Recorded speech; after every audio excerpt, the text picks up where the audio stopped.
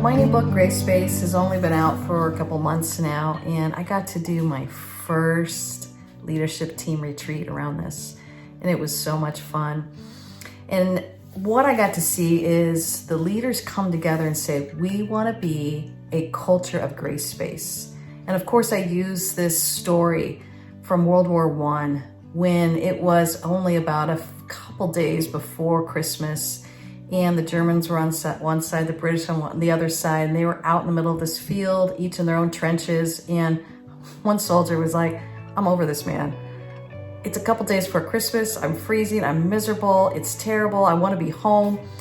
I'm going to start throwing over gifts, not grenades, but gifts. So packages of cigarettes, of magazines, of socks, warm socks. They just started throwing them back and forth, and it began to be something that was contagious. Till the day of Christmas, both sides of the field, they declared a cease war, and they all met in the middle of the field and began to exchange gifts together and celebrated Christmas Day. So much so that on December 26th, when they had to resume the war, they began to fire over each other's heads. This is such a great example of gray space, and it only took one person. I always wondered who that first soldier was. But what I'm calling people out is this idea to step into these spaces of grace and create them and cultivate them around wherever you are. And that's why I give 7 practices.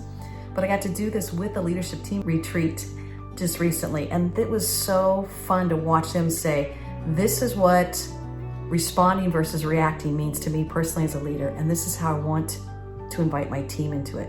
This is what questioning and accusing means to me. This is how I want to apply it in my company. And this is how I want us as a team to create this culture of gray space around us.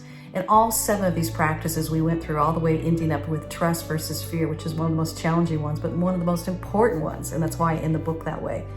And watching that, just the emotional intelligence go up in the room, and watching them discuss as a team how they want to get their own clarity for how they want to step into spaces of grace and put it in their company culture. It was just so exciting and just a really rewarding experience for me personally. So I am privileged and honored to be along the journey with these great leaders that are stepping into creating cultures of gray space around them. And what we're all realizing is it's not just the places we lead in, but it's the places we live in as well. And who we are as a leader starts from within. And who we are as leaders is who we are as people. And who we are as people is who we are as leaders. Cheering you all on.